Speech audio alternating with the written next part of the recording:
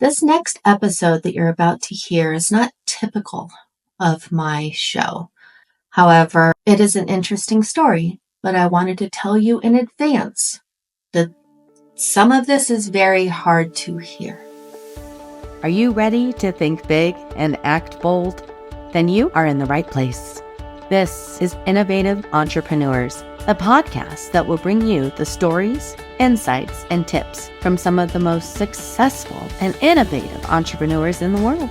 I am your host, Erica Bailey, and I am here to help you start, scale, and sustain your own entrepreneurial journey. Let's get started. Today, I have a very special person who's joining us. I am fortunate enough to be able to work with her on the marketing of her new book, Unveiling Shadows.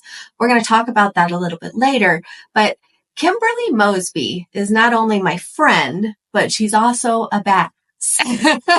She's a seasoned leader with a diverse management background. She was born in Helena, Montana.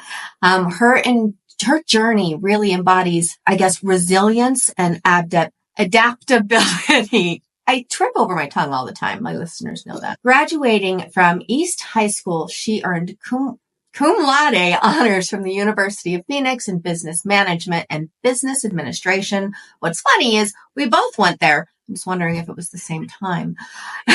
She, again, like I said, she's also the author of Unveiling Shadows, which is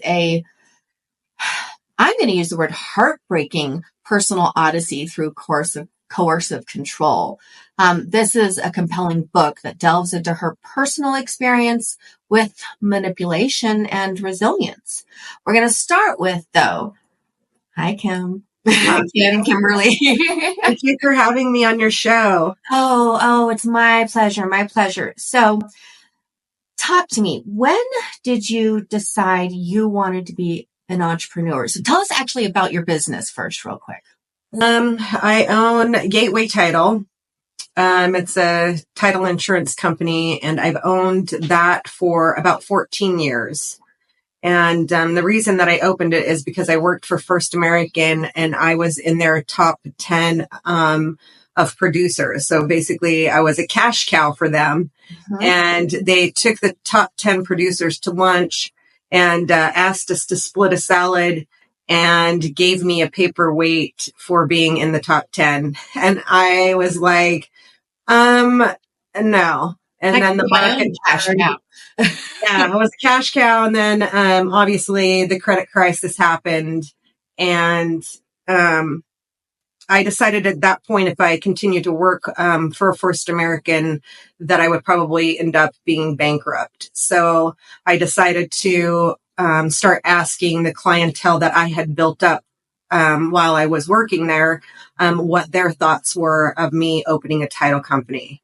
And half of them said it's the best idea because the market is at rock bottom and the only place you can go from is up from here. And then the other half that were less educated in business told me I was crazy.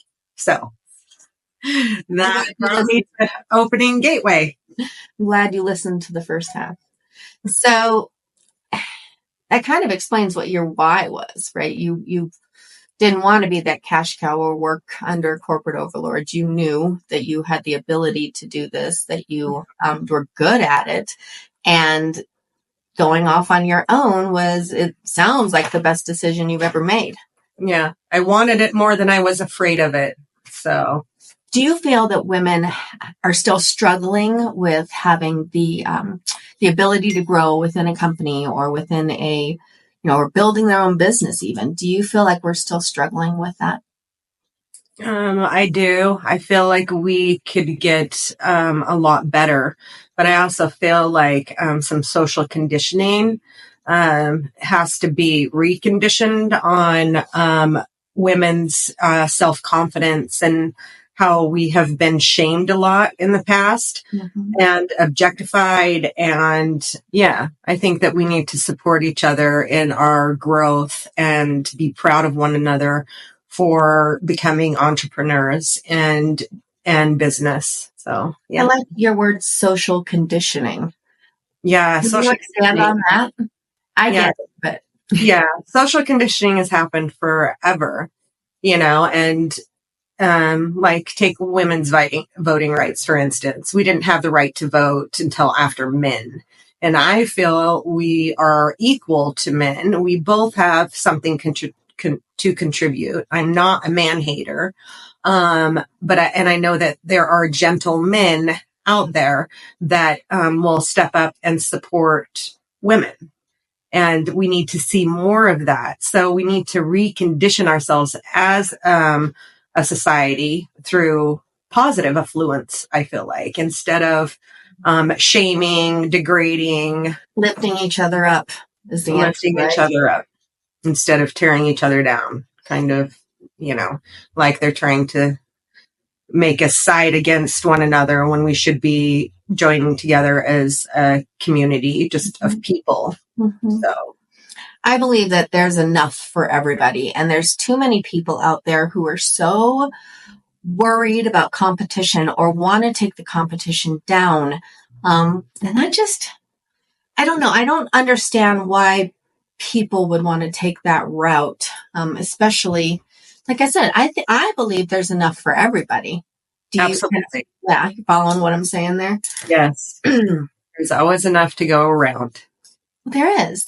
And I feel way too much, even women, like we are not lifting each other up, all of us. I mean, there are plenty of women out there that are happy to, lift vibrations. Doesn't matter whether you are a competitor or you're a friend or you're a complete stranger. But I think there's a lot of competition among women within business and being business owners. Did you see that at all? I try not to, because I don't want to surround myself with negativity. So I will, you choose who you get to be around, right? And anything toxic, I just get rid of, because it doesn't serve anyone. Correct. Yeah. So, all right, we're talking about the community. We're talking about, getting rid of the negativity and just not allowing them within your space and your circle, because it's not who you are, who you want to be. And you have made a significant impact in your community through your various roles. Mm-hmm. How do you see your entrepreneurial endeavors contributing to the community? And what are your plans moving forward about this business? Right. I think that just letting people see that women can be successful business owners and be great managers and have, empathy, but you have to know what your strengths and your weaknesses are, so that you can delegate those things that are your weaknesses to someone else where it's their strengths. So, hopefully I've changed people's lives, and, people that, I've unfortunately had to lay off, when the market went south. One girl in particular sent me an email and, said, I'm working now in Texas for a real estate company, and the woman reminds me so much of you. And it's so great, to be in this environment, after leaving, Gateway. So it's always nice to get compliments like that. It feels good, doesn't it? Yeah. It really does. Now, here's one thing about compliments, and I hear this all the time. It's not just women, it's men too. But when we're complimented, like if somebody says, "Oh, I love your dress," right? And they're like, "Oh, this old thing." Nah, they don't accept the compliment. Whereas I feel like when you're complimented and you know that you've done a good job, why not say, "Yes, I do look good in this dress. Thank you." Yeah. You know what I mean? Because that lifts us up. If we have that confidence and self-worth, Yes. we know we're not being flashy or only thinking about ourselves, right? We just self-care. You talk about that all the time, how important self-care is. And I think that if we started being grateful for the compliments and stopped hiding from them, Mm-hmm. I believe that self-confidence and self-worth is people will start to feel that. If you say, yes, I look good, or yeah, thank you, I did a good job here, didn't I? It's just, I feel like that's a part of self-care. What do you think? It is. And I think self-love is super important, because when you love yourself, you are able to set better boundaries, because you know what you're willing to accept and what you're not willing to accept when you actually love yourself. And it needs to start with you first, because if you don't love you, then you can't love anyone else. People say that is true. It really, really is true. Yes. Because yeah, that is definitely a true statement, I believe. So talk to me about a time as a women business owner, a woman entrepreneur. Tell me about a time that you have failed, but you failed forward. I'm going to give an example for me. We were building a website, and this was right in the beginning, right? And we were building a website that I know we didn't know what we were doing for that particular person or client in that particular time, right? Because Jason and I, we have our degrees, but we are self-taught for a lot of what we've done in this, in this industry. Mm-hmm. So we weren't able to deliver. And I didn't handle that very well, that conversation very well. A lot of fear. And so to me, we totally failed that client. But what we learned and how we moved forward was what our capabilities really were at that time and how we could provide the most value moving forward. Now, luckily, we got an amazing developer that we've been working with for over 12 years. But that one time I was like, oh, we screwed this one up. But now I know what to do for the next one. Does that make sense? Yes. Okay. Yes, So absolutely. time like that, which you may not have because you're like, yeah, super cool. Well, when I first opened Gateway, and, you forget to put your phone on mute. And you're saying something about the person and how they don't know what they're doing, what the crap they're doing. And that doesn't go over very well either, I'm just saying. So now I just don't say anything back. Yeah, you know what? I think I have probably done that too, because it doesn't really matter why, but yeah. So you learned from that A, to put your phone on mute, and B, to not say those things while you're talking to somebody. I think those lessons right there are simple, but not easy, right? I think it's like you have to, I would be very embarrassed and be like, I can never talk to this person again. Did you maintain a relationship with them, or was it like, nope, after that point? I don't think so. No. Yeah. Oh my goodness. Okay. So when is the time that you had a big win? A big win. It's something you're really proud of, because I think we too often do not pat ourselves on the back for what we've accomplished. So it's like, oh, do I have a big win? I mean, I helped save the life of a little boy on social media. That is my big win. That is a big win. So yeah. I know that you've got one there, Kimberly. Yeah. I would say probably when we upgraded our C-class office space to an A-class office space. And then it was like, oh, I'm really here. And this is, fantastic. So, yeah. That is a win. It's, that is a win. You're leveling up, right? Leveling up. Yeah. That's so great.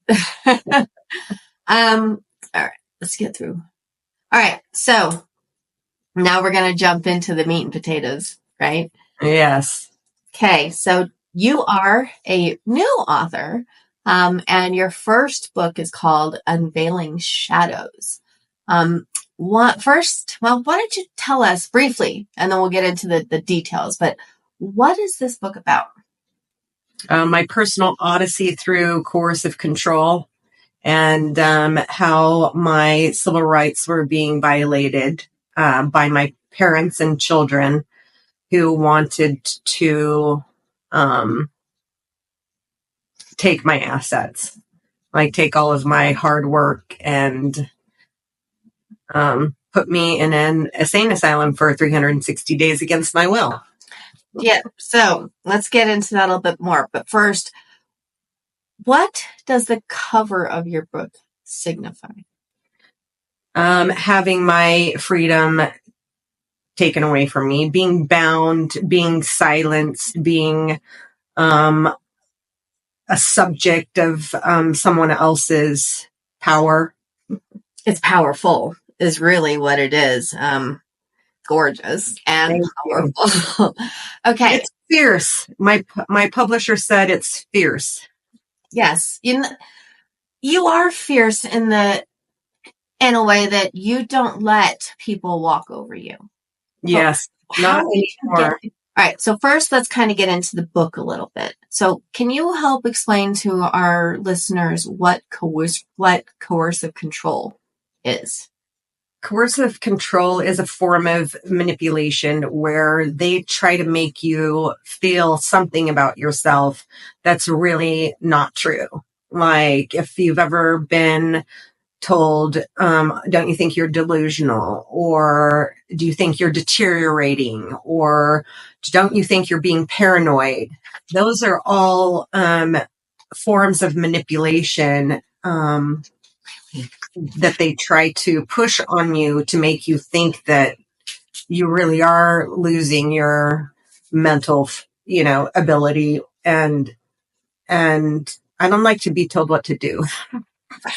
And I don't think they thought that I was going to fight back. But if you back me in a corner, that's exactly what I'm going to do. And I hope to give their voices back to have the power to fight against this type of thing. So how were you controlled? Like, how did this start? I know that you started talking about anti-vax pretty much on Twitter at that time, but X now. And then it seems like your world fell apart. So once myself, my aunt and uncle, didn't comply with getting the COVID vaccination, then we were pretty much ostracized at that point.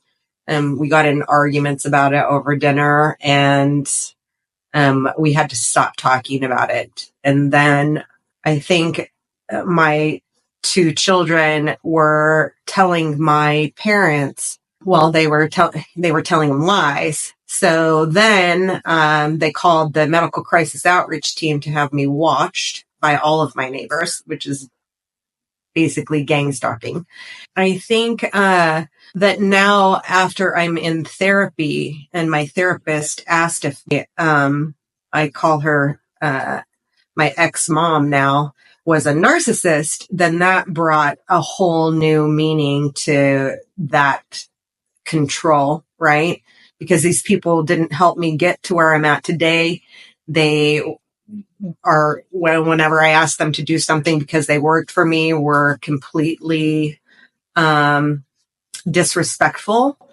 And I've always worked really hard for what I have. And so that just, made me even more a threat.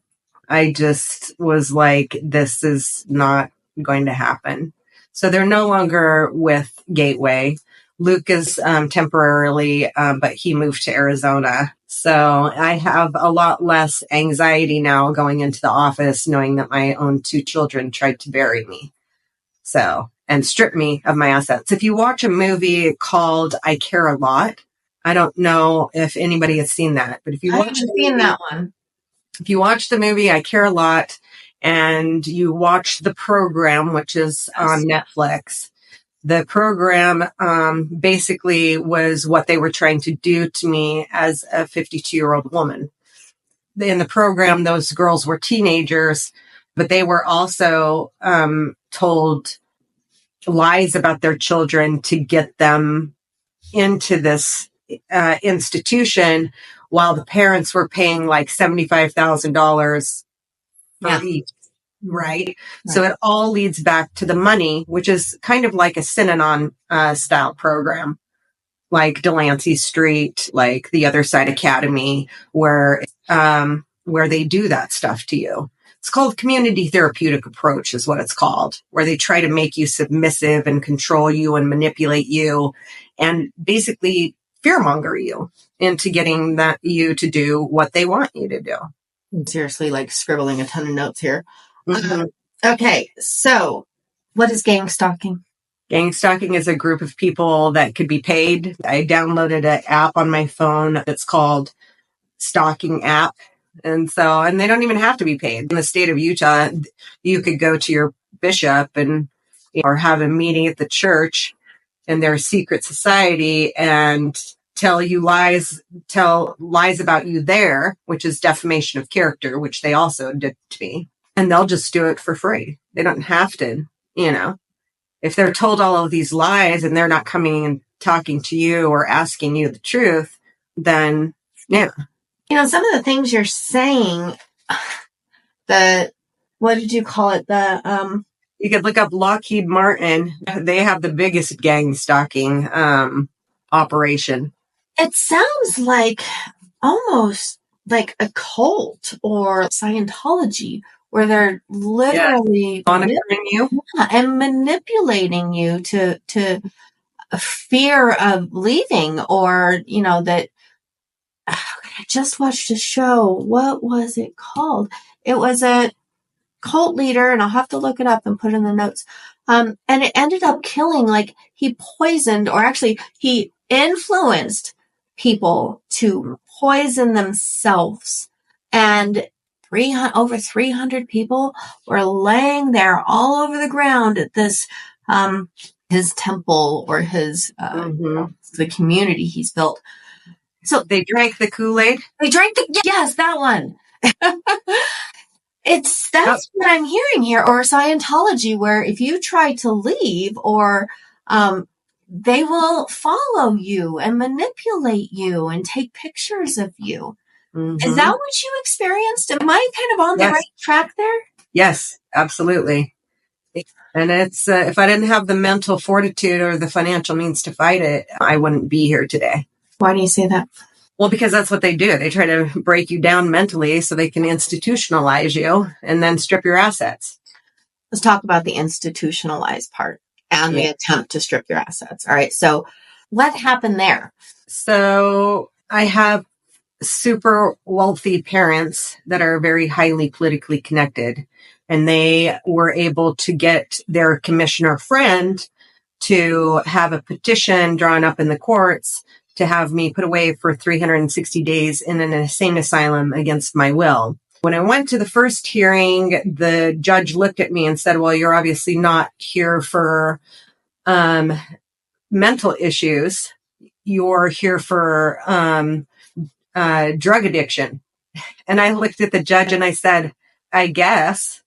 And she said, well, do you have counsel? And I said no. And she said, well, I'm going to delay this case for 10 days and you need to get 2 essential treatments done and you need to find some counsel. I said, well, I've been asking for a public defender and I've been denied in my requests. So when they couldn't get the crazy card to stick, they went with the drug addiction card. And then my attorney made me take a plea deal to have me go to an addiction rehab facility for 30 days as a partially hospitalized patient. But the whole goal, if I would have been put away for 360 days against my will in a mental institution, those boys could have taken over all of my assets. The courts would have granted them executor of my estate because I wouldn't have been mentally, so. The mentally fit to manage your own estate. And so they take immediate power of attorney. That's correct. And then they tried. Do you miss them? No, I will probably never talk to them again once they're out of my life completely. I'm disgusted in these people's behavior because I don't think that way. And it took me a second to go, oh, they are trying to bury you. And, on my birthday last year, which was October 18th, I went into the office because I was, going to a women in business event with the chamber, and a subpoena was served by my youngest son's best friend's mother about a property he just sold because he was deemed executor, personal representatives of her mother's estate. And so in speaking with her, she's now building a subdivision in another state. And when I asked her where, she said, I'm not telling anyone thanks to your and my son. Yeah. Oh, honey. Hey, do you fear additional attacks? Do you feel like they're going to continue coming after you? No, I don't think so. I'll put everything in a trust. Everything should probably put their stuff in a trust. Yeah. To protect it. Yeah, I worked in estate planning, so it's very important. It's like a irrevocable trust, like for business assets, right? Yeah, for business and your home and all of that. This might touch on a sore spot. Some may say that the loss of your daughter triggered all of these ideas, right? Mm-hmm. Or that you're a conspiracy theorist. So how would you respond to that? Or do you mind sharing what happened with your daughter? You don't have to. I do things to celebrate her. And if there were any time which I would have been a drug addict, it would have been when I lost my daughter, because I watched her suffer for 4 years battling cancer, because they cut a sarcoma off the back of her leg, which they shouldn't have cut into. And then once you cut into it, the cancer metastasized, and it ended up getting in her breasts. And then she had metastasized breast cancer, which got into her brain. And then she ended up blind, and so I had to feed her and bathe her, and she was 23 years old. But yeah, there was any time that I was going to be an addict, it would have been then. And so for these people to tell lies and stuff about me is just completely unacceptable. So it, like to watch a child suffer for that long it takes a toll on you for sure. Yeah. I can imagine. Yeah. So if there was any time that you were going to lose it, whether mentally or as an addict, it would have been then. Like, me too. Yeah. As far as the conspiracy theorist stuff, it can't be a conspiracy theory if it's true. And I think that the mainstream media will tell you any narrative that they want you to hear. And that is almost like coercive control, where they're trying to control you by spewing this narrative that isn't even true. I'd just say to people, if they call me that, you should do some homework, and look at some of the people and listen to some of the people that were kicked off social media, and then just come up with your own conclusion. And because common sense isn't common today. I feel like it's like, I have a business degree and I know how this umbrella approach works, and don't believe everything you hear. Yeah. I can understand that. I can completely understand that. What about those who don't believe everything you hear? Well, why should they believe this side instead of this side? All right. Right.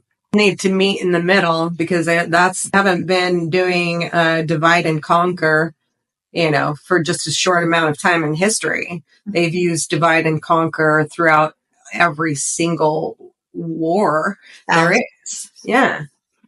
I mean, this is hard to digest that you actually went through this. Now, is this common? Like, does this happen a lot with people in the U.S.? Is it more women than men? Like, you've done your research, right? So yeah. What are you finding? I feel it probably is more women than men, but there are a lot of men too. If people really want to know what it's like to be a targeted individual, they can go to the website Targeted Justice and start reading up on what a targeted individual actually is. And it includes stripping your assets, wiping out your whole inner circle. Like I had friends of 26 years that sided with them instead of having conversations with me about what was going on. And they took out my whole inner circle, or very close to that. It's a good thing I started rebuilding it. They literally tried to take your whole life. Yeah, they tried to take my whole life. What do you think happens? I mean, people who don't have the mental fortitude and financial means, is it only people you think with financial means that go through this? Or I think a lot of times it is, because if they wipe out the middle class, then you'll only have your master and slave society. So, I mean, if we collectively as a middle class come together and say, we are not going to stand for the way that the inflation's going, let's just take that, for instance, the interest rates, the inflation. I went to Walgreens and paid $13 for a 5-inch 3-ring binder. And I'm like, who single mom could afford to buy school supplies for her children when I just spent $13 on a binder? Right. I mean, that's because I have a degree in creative finance that I gave to myself because I raised 3 children by myself. So, So you were a single mom. Yeah, I was a single mom working a full-time job and going to school full-time. Wow. Well done. Thank you. That would be on one of my win lists. Because there you go. Like, how did you do that? And I was like, I didn't think about it. I just did it. Yeah. You have to, yeah. Right? Yeah. I mean, I was a single mom. I mean, his dad was around in the beginning. His dad was around always, but it was a single mom and I was in school, but just the idea of graduating early, going straight into college, having such amazing grades, and raising, is it 3 kids at that time? 3 kids, yeah. On your own. Yes. While working full time. Yes. So what would you tell other women or men? What would your advice be if they had to, or they were thinking about going down that path, but maybe afraid of what's coming up or afraid that they were going to fail? Or, what would you say to a person? Here, a single mom comes to you. I'm the single mom. I come to you and I'm like, I don't think I can do this. Like, this is just too much. How am I supposed to take care of my kids? How am I supposed to afford the college? Like, what would your advice be? I would say, first of all, you can do it. If I did it, you can do it. And then the advice that the attorney, the one thing that resonated with me when I was in a direct message chat with the attorney from Targeted Justice, she said, stay strong. And I would say, stay strong to any woman or man that came up and said, how did you do that? Or I would say, you can do it. And stay strong. You got this. I got goosebumps. I'm writing that one down. Okay, so you have something coming up really soon here. What is that? I do. I have my very first book signing. Yes. And it's on June 30th because June 30th was my deceased daughter's birthday. And she would be so proud of me, and she wouldn't have done anything that these people tried to do to me. And so I need to remap that, because that's when they tried to do that community therapeutic approach intervention for the lies that my children were spewing about me. And then the 2 days later, after her birthday, they showed up with 2 gentlemen from the U of U psych ward trying to get me hauled off that day. And the U of U people were like, she's stressed, but she's not crazy. And so we're not taking her away. And so that's why I need to remap it, because my therapist and I have done a lot of EMDR from all the betrayal trauma that I have going on. where I'm able to talk about stuff without it affecting me emotionally. Just so I can do what I feel like my purpose is now, which is educate people. And hopefully some of the proceeds from my book can go to help people retain counsel to get out of the situation that they're in, because I know I'm not the only one that they've done this to. Was it hard to write a book? Actually, that was part of my therapy. I had to put pen to paper in order to get it out, which, was part of what my therapist suggested. And it's very cathartic to do it. But I also need to help people. In fact, I did a closing for a gentleman last week, and I was telling him my story, and he gave him an invitation to my book signing and told him what happened to me. And he started crying and told me that he worked with a business partner that embezzled $13 million, and they blamed him for it. And when he tried to fight it by being his own attorney, he was placed in solitary confinement for 365 days. And he kept fighting. And yeah, so I hope he shows up to my book signing, my very first book signing. So I just gave him a hug and I said, you need a book because it will help you talk about this. But it's crazy because the police and the institutions, and I will call them institutions like jail, insane asylums, it's all part of this bigger money hunger type game, They're going to stay in business that way. Wow. Now, as of today, which is June 26th, your book is available for pre-sale at unveilingshadows.com. Yes, that's correct. And they can still get your book from unveilingshadows.com moving forward. We're about to upload it or get it into Amazon. Have no doubt you're going to be reaching a, bestseller status. So, now my final question is, I ask this in every episode. So who is the most innovative, either entrepreneur or individual that has inspired you? Well, you don't have to know them personally, but know of. Oh, okay. Because I was like, well, I don't know him personally, but I respect him.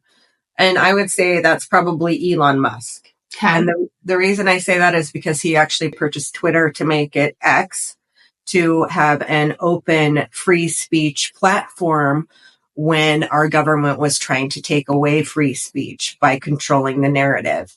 And I also appreciate the fact that during COVID, he told his employees to get the fuck back to work. And I'm like, yeah, that's right. This is a big sham. So let's get back into the office, people. And I never left the office because I was an essential business. Mm-hmm. So, but do you know how many businesses were wiped out during that time? A ton. A ton. A doubt is that it is believed. So 20% Americans right now file a 1099 non-employee tax return. And it is believed that within the next few years, even that's going to go up to 50% of Americans. So that means 50% of Americans are going to be business owners. Yeah, I hope so. I hope so. Yes, you can do it. Stay strong. You can do it. Stay strong. That's right. Okay, so tell me again where people can find you in your book. They can find me at XOXO Queen of the Streets on all of my social media handles. And obviously unveilingshadows.com. And yeah. It is an honor to know you. It's an honor to support you. I'm lucky to have you as a friend, and I can't wait to see you succeed in changing other people's lives. So again, I thank you for joining me. I can't wait to be there for your book signing. And everybody visit unveilingshadows.com to hear about her personal odyssey of coercive control. Thank you, Miss Kimberly. And I'll see you soon. Yes, on Sunday. I'm excited. Oh, was it July 1st? Yes, we're going to the rabbit hole. And that's a trauma-based yoga studio. Oh, there's the goosebumps again. So yeah, you can find her either on the 30th, which we'd love to have you, or on the 1st. And we have other ones that are coming up. So just visit her Facebook page and there will be events right there. So you can see where she's going to be in regards to her book signings. And again, thank you very much, Miss Kimberly. I can't wait to see you at your book signing. Thank you. I can't wait to see you. Thanks for being part of my new inner circle. Wow, what a great episode. I hope you had as much fun as I did. If you want more of this goodness, make sure you subscribe so that you get notifications for future podcasts. And if you found value from this, please share it with others. You can visit our website at cwgdigital.com. This is Erica Bailey. I am your host, and I will see you next time.